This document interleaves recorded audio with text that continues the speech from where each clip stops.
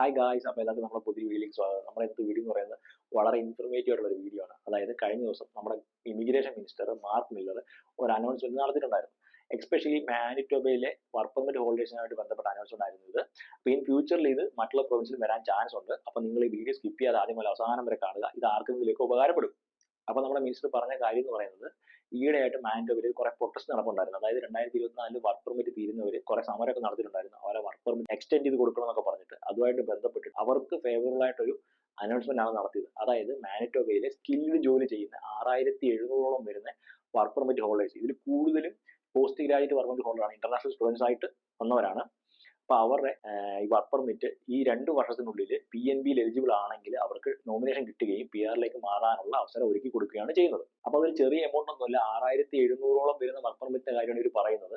അപ്പൊ ഇത് ഫ്യൂച്ചറിൽ മറ്റുള്ള പ്രൊവിൻസിലും അവർ ഇംപ്ലിമെന്റ് ചെയ്യുന്നതാണ്. അപ്പം എനിക്ക് മനസ്സിലായ കാര്യം എന്ന് പറയുന്നത്, അവർ കൂടുതൽ PNBക്ക് പ്രിഫറൻസ് കൊടുക്കുന്നുണ്ട്. അപ്പൊ നിങ്ങൾ ഇപ്പം മാനിറ്റോബയിലാണെങ്കിൽ നിങ്ങൾ സേഫായി, നിങ്ങളുടെ വർക്ക് പെർമിറ്റ് 2024 എക്സ്പയർ ആയി പോവുകയാണെങ്കിൽ നിങ്ങൾ സേഫായി. കാരണം നിങ്ങൾക്ക് PR കിട്ടാൻ ചാൻസ് വളരെയധികം കൂടുതലാണ്. അപ്പൊ മറ്റുള്ള പ്രൊവിൻസിലും ഇതിന് ഇംപ്ലിമെന്റ് ചെയ്യുന്നുണ്ട്. ഇപ്പം ഒണ്ടാരിയോയിലൊക്കെ ആണെങ്കിൽ വലിയൊരു പ്രൊവിൻസ് ആണ്.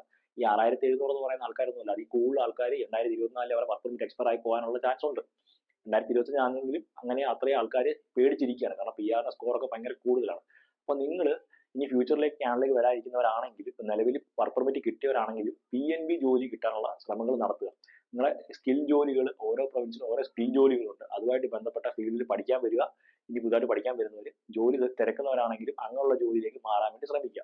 ഇപ്പോൾ കൂടുതൽ ആൾക്കാർ റെസ്റ്റോറൻറ്റിലൊക്കെയാണ് ജോലി ചെയ്യുന്നത്. അപ്പോൾ നിങ്ങൾ നോക്കുക, നിങ്ങളുടെ പ്രൊവിൻസിൽ ഈ റെസ്റ്റോറൻറ്റ് ജോലികളൊക്കെ PNB പെടുന്നതാണോ നോക്കുക.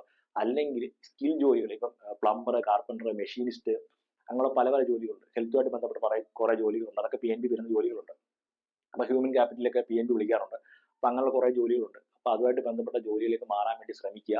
എങ്കിൽ നിങ്ങളുടെ വർക്ക് പെർമിറ്റ് എക്സ്പയർ ആയി പോയാൽ പോലും ചിലപ്പോൾ അവർക്ക് എന്തെങ്കിലും ഹെൽപ്പ് ചെയ്യാൻ പറ്റും. കാരണം ഇങ്ങനെയുള്ള പുതിയ പുതിയ സിസ്റ്റം അവർ ഇംപ്ലിമെന്റ് ചെയ്യുന്നത് കൊണ്ട് അത് കുറേ പേർക്ക് ഗുണം ചെയ്യും. അപ്പോൾ ഇത്രയും കാര്യങ്ങളാണ് ഞാൻ ഇതിലൂടെ ഷെയർ ചെയ്യുന്നത്. അപ്പോൾ ഇത് ആർക്കെങ്കിലും ഉപകാരപ്പെടുമെന്ന് വിശ്വസിക്കുന്നു. അപ്പം ഇതുപോലുള്ള ഇൻഫോർമേറ്റീവ് ആയിട്ടുള്ള ഒത്തിരി വീഡിയോസ് നമ്മുടെ ചാനൽ അപ്ലോഡ് ചെയ്തിട്ടുണ്ട്. അപ്പോൾ നിങ്ങൾ ജസ്റ്റ് കയറി കാണുക. അതുപോലെ നമ്മുടെ വീഡിയോ നിങ്ങൾ ആദ്യമായിട്ടാണ് കാണുന്നെങ്കിൽ നമ്മുടെ ചാനൽ സബ്സ്ക്രൈബ് ചെയ്യുക, ലൈക്ക് ചെയ്യുക, ഷെയർ ചെയ്യുക. വീണ്ടും മറ്റൊരു വീഡിയോ കാണുമ്പോൾ സ്റ്റേ ട്യൂൺഡ്. ബൈ.